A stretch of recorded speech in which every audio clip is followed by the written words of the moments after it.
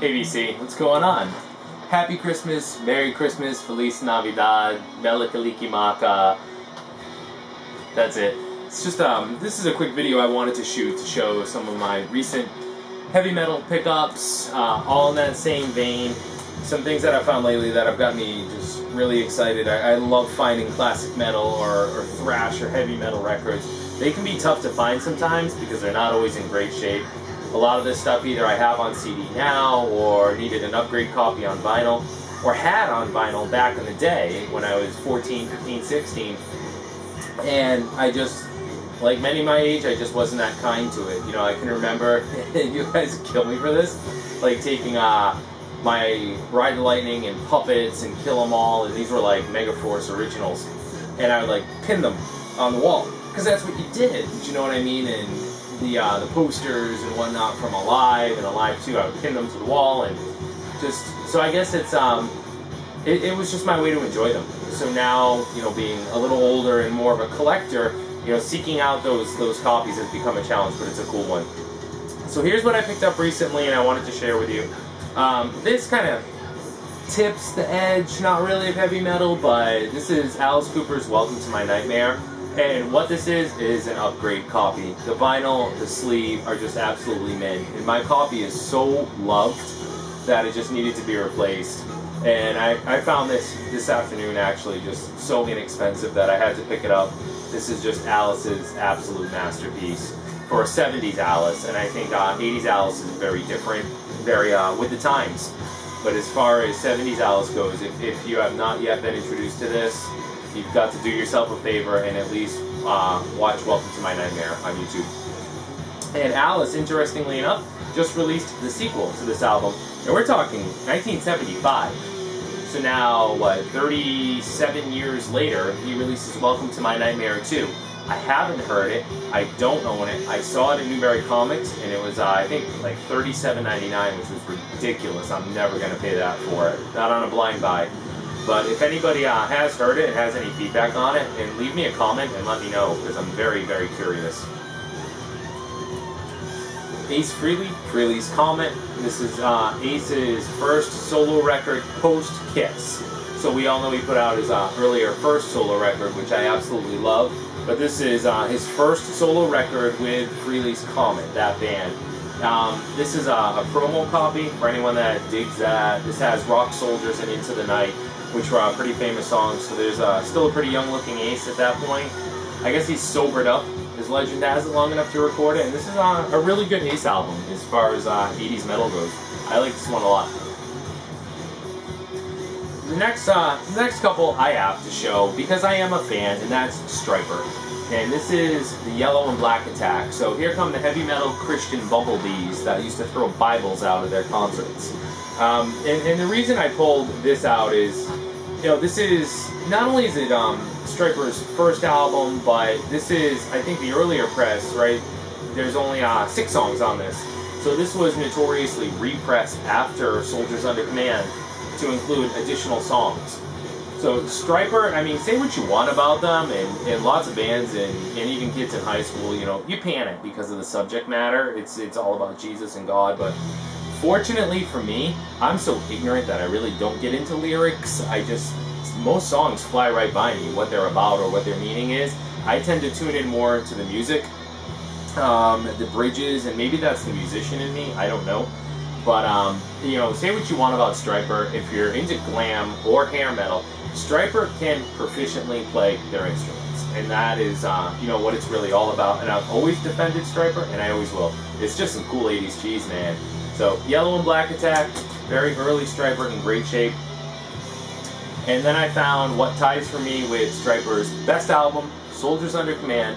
Look at how absolutely ridiculous that van is. That's the Yellow and Black Stryper van. That is just ungodly ridiculous. So again, here's our Christian heavy metal warriors with, again, one of their finest albums. This is a little more slower, a little more crunchy than Yellow and Black Attack, but what's super cool about this, I thought, and maybe some of you will know, is this was pressed on white vinyl. So very cool in terms of a release to find and in great shape.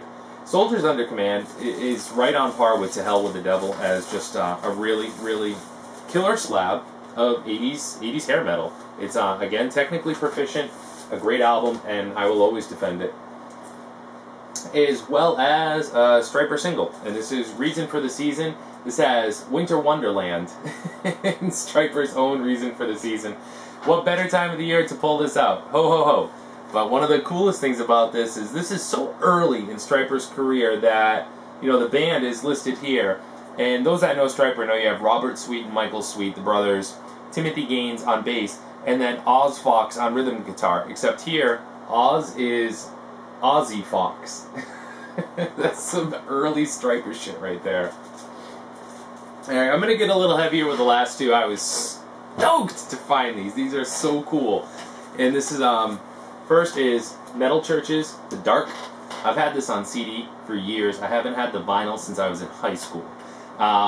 This is their last band with their then current singer. This is a bit of a heavier Metal Church, a little more thrashy, or maybe not even thrash, more speed metal. Thrash, speed metal, you decide. Metal Church, and this is just in fantastic condition. So this is Metal Church, The Dark. A little maybe well or unknown fact about Metal Church is Lars Ulrich of Metallica actually auditioned for Metal Church before joining Metallica or forming Metallica, and they turned his ass down. Stupid! Because they became label mates, and Metallica, of course, soared to heights Metal Church never even touched. Very, very cool 80s speed thrash metal. And the last one I found was the follow-up to Metal Church's The Dark. This is Blessing in Disguise. This is a white label promo, which is very cool. I guess I don't get too giddy over promos. It's neat to have. It's a neat piece of history. What's significant about this was the new Metal Church sound. So this is more speed, less thrash, and they have, I think it was Heretic. Mike Howe from Heretic took over for on vocals for Metal Church at this point, and changed their sound a little bit. I've always been, I'm sure it's on the back, yeah, Mike Howe.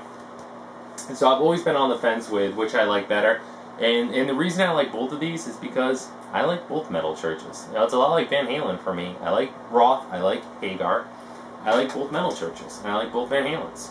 So this is fantastic, and this led into their next and last release for quite some time, which was The Human Factor, which I have yet to find on vinyl, but I do have on CD. So Metal Church, Blessing in Disguise. So those are the most recent editions. I hope you guys liked them. Maybe gave you guys some ideas, or you picked up a thing or two. Gonna shoot a couple more videos. I think thread responses. You know, Fred's thread is out there. Joseph O'Donnell's thread is out there. There's some good stuff going around.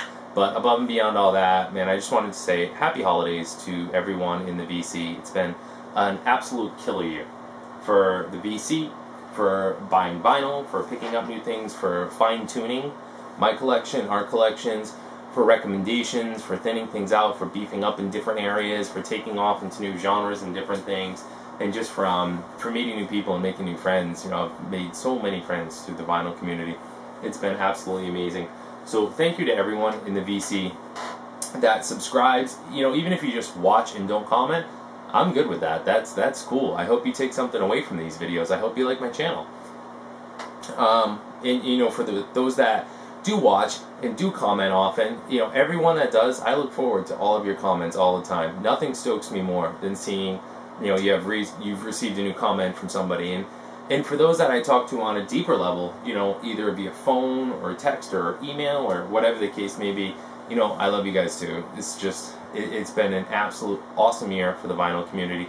Happy holidays, Merry Christmas, Happy Christmas. You know, like I said, whatever it is that you celebrate, however you say it in your native language, the VC is global, it's worldwide, and that's awesome. You know, just happy holidays. And to everyone in the VC, I love you all. Thank you all so much. Thank you all to all of my subscribers. I can't wait for 2012.